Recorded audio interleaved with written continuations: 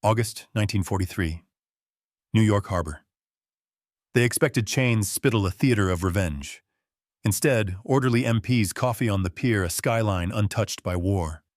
The convoy rolls past diners with jukeboxes, billboards for cigarettes, refrigerators in shop windows, and kids on bicycles racing freight trains that never stop. It hits like heresy. America didn't merely fight with guns. It fought with breakfast highways, cold storage, and time. Grain elevators stacked like cathedrals. Trucks moving like a second army. A guard offers gum. A POW pockets it, then tastes it. Sweetness, not terror, shatters the briefing. The first belief to die is the one about American weakness. Before capture, their world was bounded by confidence and radio. The barracks loudspeaker, the newsreel voice, both promised a soft, decadent America, propped up by jazz sugar and talk. In training halls, instructors sketched a caricature, a nation of consumers unable to suffer an army that would melt when rations thinned and nights turned cold. Posters showed German steel, German will, German order. Letters from home praised blackout discipline and sacrifices that would forge victory. They memorized calibers, ranges, and slogans. They laughed at rumors of ice cream at the front and Coca-Cola behind the lines, proof they said that Americans were unserious. Daily life reinforced the myth. Boots were repaired twice, bread was counted by slices, fuel by half-liters. Scarcity became virtue. Complexity was prestige. Engineers boasted of miracle weapons. Officers preached that quality would annihilate quantity. And always the refrain, America is too soft, too rich, too distracted to finish a fight. So when the boxcar doors opened on a landscape of paved abundance roads without shell holes, towns with bright shop windows, fields measured by miles, not hedgerows, the doctrine they'd lived inside met its first contradiction. Propaganda had prepared them for cruelty. Nothing had prepared them for plenty. Before they ever saw America, they were taught a version of it, thin and crooked as a shadow on a wall. The lectures called it the land of appetites, a place swollen with sugar and soft chairs where people bought more than they built and where soldiers would balk the first time the soup ran thin. Radio voices repeated the catechism until it hardened. Americans were weak because they were comfortable, decadent because they were entertained, undisciplined because their factories served whims, not war. The proof, the narrators said, was everywhere: jazz on the gramophone, cinema posters in peacetime, colors advertisements so loud they must be compensating for a silence inside. In barracks classrooms, instructors pinned maps and held pointers like bayonets. They described a standardized enemy mass-produced rifles in mass-produced hands. Officers who deferred to procedures, not instinct. Standardization, they argued, erased excellence. Quantity diluted courage. The American soldier would be brave for a photograph and broken by weather. The American worker, a consumer in overalls, would ask for overtime pay and coffee breaks while Europe bled. Slides showed automobiles and refrigerators, and the captions wrote their own indictment: luxury in wartime is loyalty gone missing. They laughed at the stories of ice cream. It sounded apocryphal, like a joke at the back of a field manual. Americans haul frozen desserts to the front while we carry ammunition. They laughed at Coca-Cola bottling plants in North Africa and Italy, at Mobile PX trucks whose silhouettes resembled supply trucks, until you opened the doors and found toothpaste magazines and candy bars. What kind of army, they asked, fights with soda? The answer they carried was simple and wrong, an unserious one. Even the language of American abundance was used against it. Choice became a vice. Comfort became confession. Propaganda took storefront windows, shoes, radios, dresses, and turned them into courtroom exhibits. See how they display their riches, see how bright the bulbs are. 3 quick deductions followed: brightness signals waste, waste. Signals softness, and softness cannot survive winter in Russia or rain in Normandy. If a nation cannot live with less, it cannot fight for long. There was a technical edge to the scorn. Engineers and ordnance men, serious people who lived by tolerances and torque values, claimed the American virtue of interchangeability was a confession of mediocrity. If parts were easy to swap, nothing could be elite. If rifles were built quickly, they must be crude. If tanks were simple to service, they must be simple to defeat. The logic felt rigorous. It was in truth a mirror that flattered the onlooker. Our complexity proves superiority. Their simplicity proves shallowness. Scarcity at home was varnished into moral capital. Ration cards became medals. Blackout curtains, liturgy. When bread is counted, those who count believe they are stronger than those who eat freely. The press said so. Ministers said so. Party men said so. They rehearsed the necessity of suffering until suffering itself became a credential. It is one step from there to deciding the enemy's lack of suffering means a lack of soul. And yet, beneath the scaffolding of contempt, fear trembled. They feared the American sea, the convoys that kept coming, the hulls that kept launching.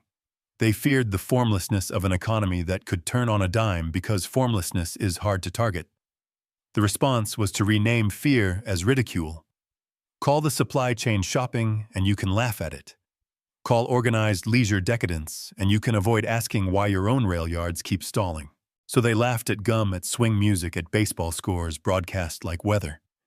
They laughed at the rumor of showers and hot meals within marching distance of battle.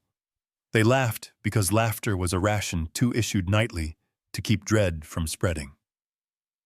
When the time came to surrender, those laughs grew barbed. The boxcar doors would open on a country whose abundance was not performance but policy, not decoration but doctrine. In that first minute after the old jokes would taste like chalk. The irony was waiting for them at the dock on the road. In the fields, the softness they mocked was an engine. The decadence they scorned was distribution. The weakness they predicted was in arithmetic capacity. Propaganda had painted a pie. Reality revealed a bakery. Capture does not arrive like a trumpet. It arrives like weather, sudden, total disorienting. 1 hour the line is intact, the next it is a spill of men and metal. In North Africa it was dust and the horizon closing. In Italy it was stone walls and alleys that bent sound. In France it was hedgerows and the shock of fire from angles you had not drawn on your map. Orders frayed. Radios went blind. Someone shouted to hold. Someone else had already decided to move. Then the hand on your shoulder was not your sergeant's. It belonged to a man whose helmet looked wrong and whose accent turned your stomach and your rifle correctly was very far away. The first problem was not hunger or thirst. It was ignorance. What will they do to us? Stories travel faster than units, and the stories were bad. Bayonets through captives. Trucks that drove into rivers, prisoners marched until their feet bled, and then marched some more. Every army has its catalog of terrors. In the dark of a boxcar, rumor is the only light, and it throws wicked shadows. Processing began like a machine, trying not to show its gears. Hands up, pockets out, belts and laces surrendered. Names, serial numbers, wounds marked, bandages applied with an efficiency that felt suspicious. Why dress a man you planned to mistreat? There were guards who had learned how to be brisk without being cruel, and their very composure looked like cruelty's cousin. They counted you because you were cargo. They did not strike you because the schedule did not require it. The mind, primed for outrage, mistook order for indifference and indifference for malice. Fear metabolizes anything. Transport was its own theater. In some places, open trucks under a hard sky. In others, rail cars that no longer carried cattle, but had not forgotten how. The air smelled of straw oil and the old sweat of previous journeys. A guard climbed in and parceled space with the authority of a man who had done this yesterday and would do it tomorrow. Bread was passed in ways that made men ache for dignity, hand to hand, crust to crust. Water came when it came. Every jolt of the wagon felt personal, as if the driver had learned your name and decided to dislike it. On the march, wounded men became measures of mercy. A prisoner helped a friend and watched the guards not interfere. A different prisoner staggered, and a guard steadied him with a palm between the shoulder blades that could have become a blow but didn't. The ambiguity was its own cruelty. Kindness unannounced feels like a trick. When you expect a kick and receive a cigarette, the relief is edged with shame for having expected the worst, and with suspicion that the worst has been postponed, not cancelled. At night, in a holding compound, fenced with wire that looked too new, the noise of fear was a low, constant saw. Men inventoried themselves. Boots, gone watches, gone knives, gone, but also burdens lightened responsibility, postponed decisions, outsourced. A few prayed. A few laughed in the brittle way of men who cannot bear silence. The guards smoked and spoke in English whose music was unfamiliar, flat vowels, soft R's, humor that didn't travel. They didn't shout. That was unnerving. There was bureaucracy, and it was terrifying. Forms have a way of shrinking a man, reducing him to boxes and blanks. But forms also have laws behind them, and the men with clipboards referred to a convention by year as if it were scripture. Geneva. It meant rations and work and letters, allegedly. It meant inspections. It meant someone somewhere had written limits. Limits can be broken, yes, but even a broken boundary leaves a trace that can be followed later. In that logic lay a thimble of comfort. The untold problem was simple. The mind arrives at captivity faster than the body. Even as the convoy rolled, prisoners rehearsed a future of beatings that did not come and rehearsed gratitude they did not trust. They catalogued the faces of guards in case testimony would be needed, and then cursed themselves for thinking like victims. They tried to sleep and dreamed of doors opening onto corridors without end. The next morning brought routine, the most shocking mercy of all. Count, line up, move. Breakfast, not much, not nothing. A medic asked after a wound and wrote the answer down as if tomorrow existed. Between chaos and camp, fear does many things. It turns rumor into compass. It mistakes process for threat. It shrinks the horizon to the next canteen of water and the next patch of shade. But it also prepares a man to recognize the unexpected. When they finally saw the first American town windows intact, children on bicycles, a truck stacked with oranges like a parade of small suns, something inside them stuttered. The narrative had promised brutality. The road delivered abundance. Terror did not vanish. It simply had to make room for astonishment. The idea sounds sentimental until you watch it move freight, treat the soldier as a human first, and the war machine runs better. In America, this was not poetry. It was policy engineered into timetables, menus, hospital trains, and payroll. A philosophy you could lift with a forklift. The prisoners begin to notice it in small mercies that repeat, because repetition, not exception, reveals a system. A medic checks a wound, then checks it again tomorrow, and the ledger where he writes has spaces clearly printed for tomorrow. A chaplain visits quietly and does not demand a confession, only a message home he will carry through other ledgers. The mess line serves roughly and without ceremony, yet the coffee is hot at the same hour each day, and the bread is fresh enough to bend. It is hard to fear a schedule. Schedules are promises. The guards are ordinary men, shift workers in uniform, and that ordinariness is the point. They are not avatars of vengeance. They are custodians of a standard. Geneva is not a word to win an argument. It is a design constraint. When a standard becomes a constraint, engineers get to work. What calories per day, what cubic feet of cold storage per company, how many letters can pass the sensor without choking the post? It all collapses into arithmetic, and arithmetic, unlike outrage, can scale. On work details, the philosophy arrives in a pickup truck. A farmer greets the POWs with a nod he also uses for hired men. Gloves are handed out, not charity, but equipment. The foreman's instruction is not suffer, it is don't break the baler. The men discover that dignity like diesel is a lubricant, crews that feel human waste less motion. Even pay a few coupons for the canteen fits the logic. It is not generous and not nothing. It acknowledges a transaction. A man who counts his coupons counts his hours and eventually his future.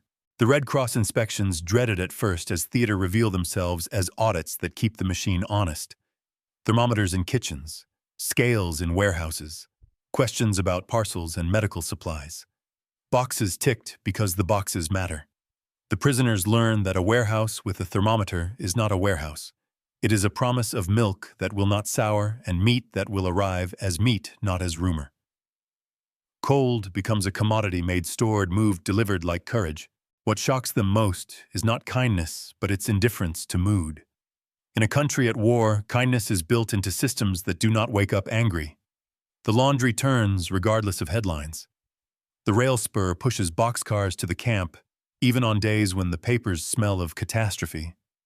A sergeant rotates men off hard labor because the rotation exists, not because he likes them. In Europe, mercy had been a favor extended downward. Here it is a lever pulled sideways, part of a process flow. Underneath, there is cunning. A soldier who sleeps warm and eats enough thinks faster, shoots straighter, learns quicker. A prisoner who is fed regularly, causes less trouble, requires fewer guards, and contributes more predictable labor. Humane treatment is not the velvet glove over iron. It is bearings under load. It reduces friction everywhere at the gate, in the mess on the road to the cannery, until the whole operation hums at a frequency you can hear if you stand close to a conveyor belt and close your eyes. They were taught that America was soft. What they find is softness weaponized into resilience. Hot meals at scale, medical care as throughput, mail as morale as productivity. Comfort in this calculus is not luxury, but uptime. And uptime, they begin to grasp, is a way of winning wars without shouting. Start with land and lay steel across it. Put rail sidings where grain grows, and elevators where rails meet rivers, and piers where rivers meet the sea. Now teach factories to keep time by whistle, not by whim. Build them long and bright, so light itself becomes a tool. Feed the lines with parts that fit anywhere, because every part is a citizen. That is the recipe: geography turned into metronome, standardization turned into appetite. The prisoners see pieces of it and must assemble the whole in their minds. In 1 week, a cannery that swallows tomatoes by the ton, a sawmill that spits board feet like rain, a cold storage depot where breath fogs and the foreman speaks of temperature in degrees like a priest who knows which prayers work. Refrigerator cars exhale winter into summer air, and someone says the word beef with the casual confidence of a nation that has solved perishable time. If you can ship cold, you can ship anything. Blood, penicillin, morale. Roads do a different kind of work. Highways carry trucks in disciplined lines, each one a sentence in a paragraph you only understand when you climb a hill and see miles of grammar rolling west. On-ramps pour cargo like tributaries. At night, the convoys are constellations that move. Gasoline arrives where gasoline is needed. Tires are replaced before failure. Engines are maintained by checklists that were written by men who cared more about mean time between breakdowns than about heroics. This, too, is wealth attention to the future minute. Factories look like cathedrals from the inside, arches of trusses, aisles of light. The altar, a jig where parts become whole. Wing, fuselage, radio bay, repeat. Rivet guns stutter in a key you learn within an hour. Women in coveralls torque fasteners to numbers posted on boards. Men push dollies under assemblies that seem larger than rooms. The miracle is not speed, but sameness. One more exactly like the last, because the last already fits the crates waiting by the door. Crates fit truck beds. Truck beds fit ferries. Ferries keep the promise the calendar made. In the Camp PX, the same logic hides in plain sight. Toothpaste, stationary socks, each a node in a network that refuses to let small needs grow into big inefficiencies. When soldiers and guards do not have to improvise, they do not stop the line. When they do not stop the line becomes a law. The prisoners handle a bar of soap wrapped in papers that crackles like possibility, and suddenly understand why American officers bragged about supply discipline with a grin instead of a grimace. Numbers drift into conversation and then harden into faith. A farmer explains yields by the acre and elevator capacity, by the 1,000 bushels, and points with his thumb at a horizon that keeps moving. A dock worker explains tonnage like a recipe. A clerk at the depot explains how a requisition becomes a shipment with arrows. None of them speak of miracles.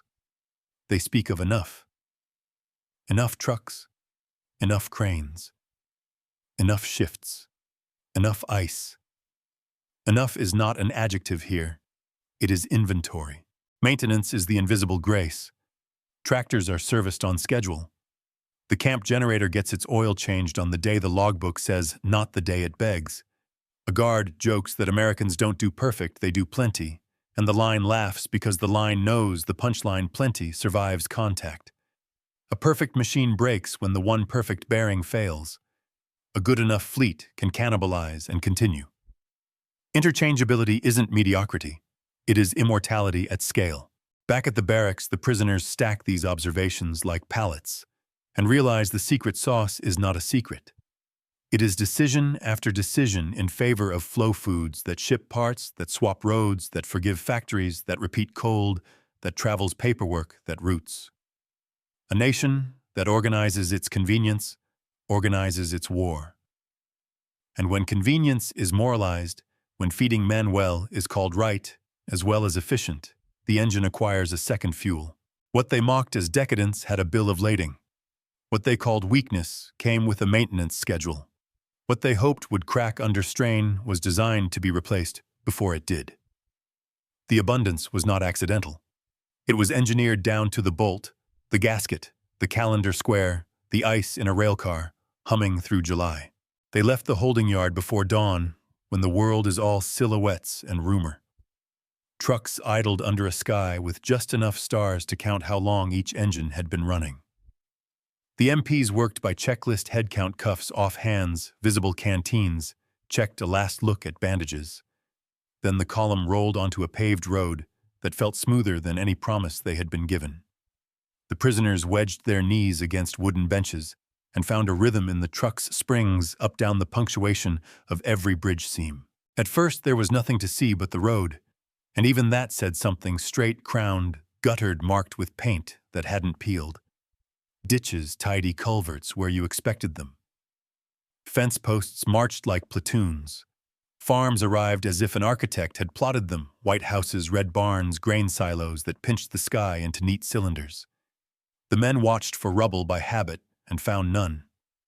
An intersection flashed past, filling station 2 pumps, a chalkboard, with the day's price gasoline, treated like milk, replenished before it ran out. A boy on a bicycle paced the truck for a moment, then dropped away, laughing legs a blur. The prisoners did not yet know the word excess could be benign. The convoy traded trucks for a rail siding by mid-morning. Boxcars waited with their doors open like mouths in mid-sentence. Inside straw, a few crates nailed hard to the floor, a smell of sap and iron. The guards counted them aboard with a calm that made nerves jangle. No shouting, just fingers and a clipboard, the quiet gravity of schedule. When the train began to move, the car spoke a language of thumps and long-held notes.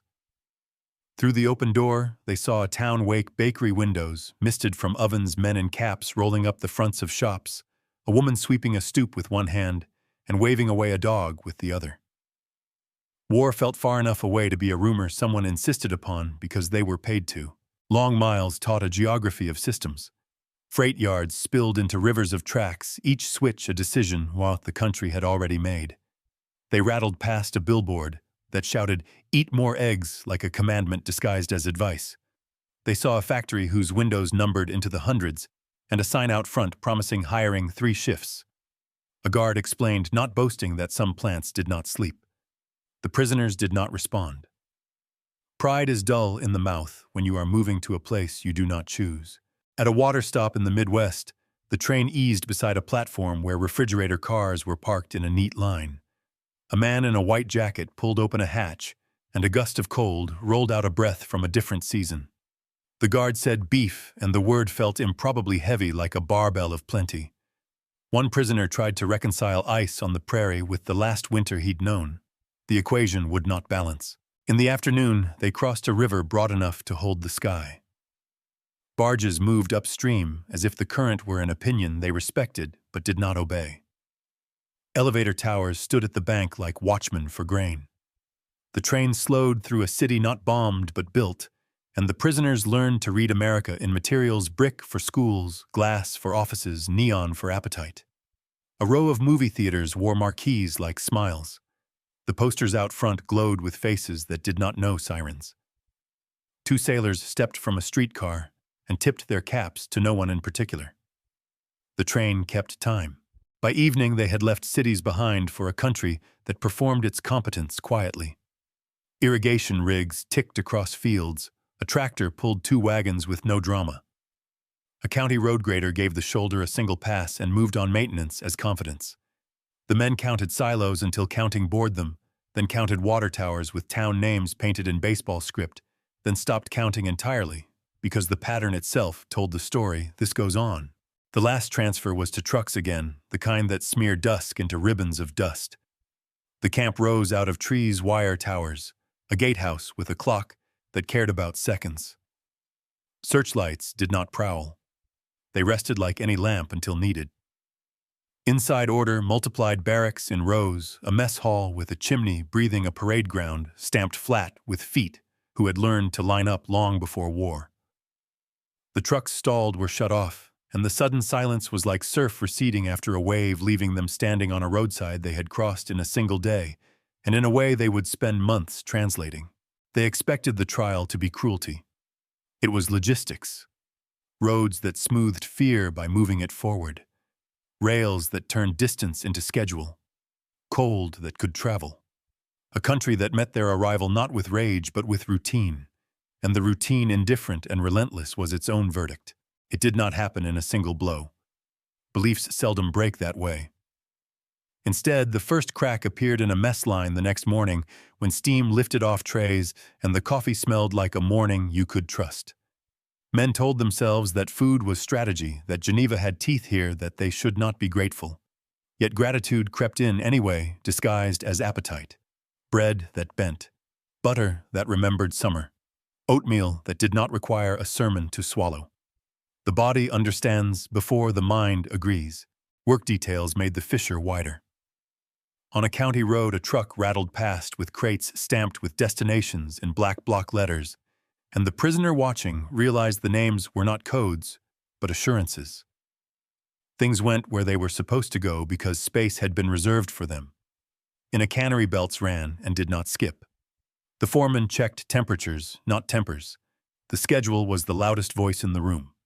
The men learned that a scolding in America sounded like, "Don't jam the line," and that the line, packed with tomatoes and timing, felt like a benevolent tyrant that only demanded one thing: keep moving. The camp library was a closet with delusions of grandeur, and still it worked a spell. Magazines laughed in color. A pamphlet explained the ration system in a tone that assumed citizens could do arithmetic. A newspaper carried a photograph of a shipyard where hulls lined up nose to tail like cattle at a trough. 2 days per ship at peak, a guard said, and the number entered a man's ear like a nail, and hung a thought upon it. Even if that is bragging, even if it is half true, what would half of that do to the sea? Sundays changed shape too. A church bell somewhere outside the wire counted time in a language older than war. Cars idled in rows. Children chased nothing at all. A boy traded baseball cards with a guard and recited statistics as if each number were proof that the sun would rise again. The prisoners, accustomed to the dignity of scarcity, discovered the dignity of sufficiency. It was quiet, unheroic, and difficult to dismiss once you'd stood in it. They had mocked comfort as a vice. Now they saw it working like a tool. Warmth meant fewer sick men, and fewer sick men meant fewer guards, and fewer guards meant more men in factories, and more men in factories meant more ships and tanks and trucks, and more of those meant more comfort for soldiers at the front, who then fought longer and harder. And somewhere in that loop, the realization hardened. The Americans had industrialized morale. The second shock was moral, and it cut both ways. In a town downstate, 2 fountains stood, one marked for whites, the other a relic of cruelty, pretending to be order. A black soldier in uniform was told to move along at a lunch counter where a German prisoner would likely have been served if escorted. The men could not make these pictures reconcile. Abundance did not cancel injustice. It sat beside it, humming. The contradiction taught them a new word for power: complexity. This, too, was part of the truth. At night, a projector threw a travel film against a sheet tacked to a barracks wall. Mountains, highways, a supermarket that looked like a joke, until the camera settled on oranges stacked like artillery. The guard Walt from Ohio let the reel play through a splice and then through another. "Plenty," he said, like someone naming a friend. The prisoners who had learned to distrust singular nouns found themselves believing this one. Plenty was not an accident of geography. It was a discipline. When the letters home began carefully censored, carefully hopeful, they struggled to translate what they had seen without committing treason against their former laws. "We are fed," one wrote. "We are scheduled," wrote another. and meant it as a statement about kindness and machinery at once. A third wrote nothing, and instead copied in a shaky hand the outline of a refrigerator car from memory, as if the drawing itself might explain how cold could be made to travel. The old doctrine did not explode. It deflated. Every day removed a little air. A boy on a bicycle next to a freight train. A canteen that never quite ran dry. A guard who said later and meant there would be one. The laughter they had relied on wilted. In its place came a reluctant respect, and beneath that a deeper humiliation. They had mismeasured the enemy. The war of ideas inside them ended not with a shout, but with the click of a latch on a warehouse door that closed on time and opened again on time, and kept doing so indifferent to their astonishment. That was the realization. That was the defeat. Shock leaves fingerprints you can't wash off. In the camps and on the road cruised the revelation that America fought with schedules and warehouses with cold that traveled, and highways that healed themselves overnight, seeped into men who had once believed victory was the private property of quality. The first casualty was bravado. The second was the certainty that suffering equals strength. Day after day, the prisoners watched small proofs add up to a verdict. Their side had been measuring glory, while the other side was measuring throughput. Morale is not only hymn and flag, it is also the feeling that tomorrow will look like today, only more so. American plenty industrialized that feeling. When trucks never missed the line haul when breakfast arrived as predictably as the bell, when guards rotated on the hour, and paperwork made mercy repeatable, the men saw how resilience is minted, budgeted, boxed, and delivered. They had been taught to laugh at comfort. Now they understood comfort as uptime. Warm barracks meant fewer sick guards meant more factory shifts meant more hulls, and more hulls meant more convoys, and convoys meant more everything. The loop closed, the lesson set. Word of the Homefront's abundance of jukeboxes and oranges and refrigerators in the same sentence as Liberty ships altered the inner weather of captured soldiers. Pride did not vanish. It recalibrated. Some felt rage at their own leaders for promising decisive quality while failing to fund the boring miracles, spare parts, fuel discipline, standardized tools that keep wars from becoming lotteries. Others felt something like relief. The world made sense again if you admitted that quantity organized is a strategy, not a character flaw. Inside the wire, the shock drained fight from the future. Men imagined returning to the line and found they could not unknow what they'd seen, a nation that could lose ships and replace them like matches. That could switch a factory from tractors to tanks between harvests. That could feed an army and keep the supermarkets bright. To attack such a system felt like throwing a stone at a tide. A few vowed to fight harder out of pride or spite, but most learned a quieter lesson, one that would echo after the armistice: do not design for perfection, design for flow.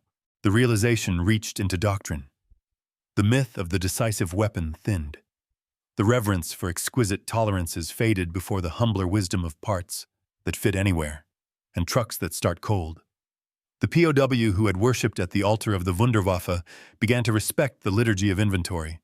Numbers colonized their conversations: tons per day, cars per hour, calories per man.